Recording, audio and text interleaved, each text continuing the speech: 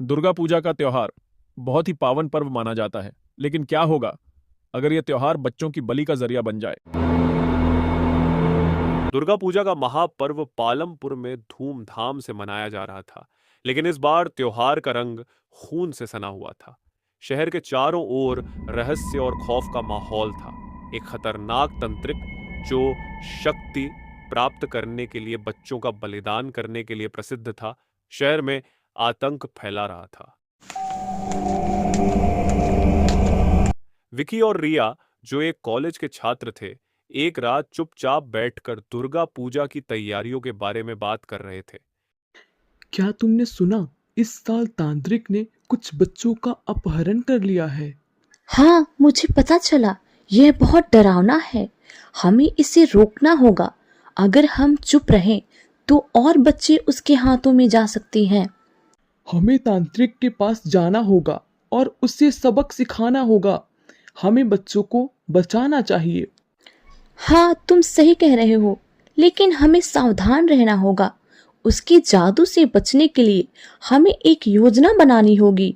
वे दोनों एक पुरानी सुनसान सड़क पर चल पड़े। बर्फीली हवाएं चल रही थीं और पेड़ों की शाखाएं अजीब तरीके से हिल रही थीं। जैसे जैसे वे आगे बढ़े, उन्हें कुछ अजीब आवाजें सुनाई दी। क्या तुमने सुनी? यह क्या है? यह बस हमारी कल्पना है, लेकिन हमें ध्यान रखना होगा। जैसे ही वे तंत्रिक के मंदिर के पास पहुंचे, उन्होंने देखा कि चारों ओर खौफनाक मूर्तियां थीं, जिनकी आंखों में लाल प्रकाश चमक रहा था। मंदिर के भीतर तंत्रिक ने अपने अनुष्ठान शुरू कर दिया था। विकी और रिया ने देखा कि बच्चों को बंधक बना रखा था। नहीं, तुम बच्चों को नुकसान नहीं पहुंचा सकते। देवी माँ तुम्हें सजा जरूर देंगी। तुम दोनों की आवाज से मैं डरने वाला नहीं हूँ। तुम्हारे चिल्लाने से कुछ नहीं होगा। हम तुम्हें रोकने के लिए यहाँ आए हैं। हम तुम्हारी जादुई शक्तियों को खत्म करेंगे। तंत्रिक ने अपनी शक्तियों का इस्तेमाल करते हुए विकी और रिया पर अंधेरे जादू का वार किया। अचानक वहां का वातावरण ठंडा हो गया। चारों ओर से चिल्लाने की आवाजें सुनाई देने लगीं। बचकर रहना। हम देवी माँ का नाम ले। हमें उनका आशीर्वाद चाहिए। तुम्हारी हिम्मत कैसे हुई मेरे खिलाफ खड़े होने की? मैं तुम्हें नष्ट कर दूंगा। जैसे ही विकी और रिया देवी माँ का नाम लेते रहे, अचानक मंदिर में एक चमकने वाली रोशनी आई। देवी दुर्गा की मूर्ति प्रकट हुई। अच्छाई हमेशा बुराई पर विजय प्राप्त करती है।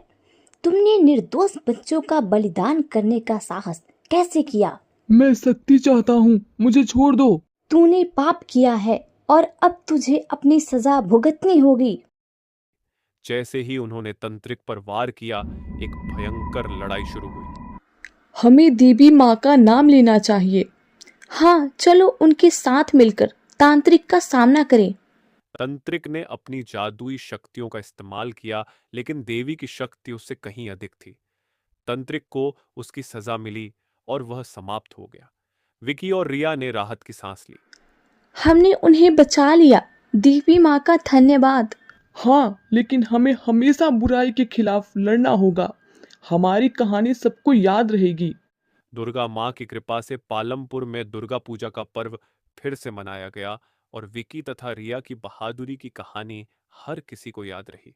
यहीं पे इस कहानी की समाप्ति हो जाती है। अगर आप लोगों को ये वीडियो अच्छा लगा हो तो प्लीज इसे लाइक करें, हमारे चैनल को सब्सक्राइब करें और इस वीडियो को ज्यादा से ज्यादा शेयर करें। हम लोग फिर मिलेंगे एक नई कहानी के साथ।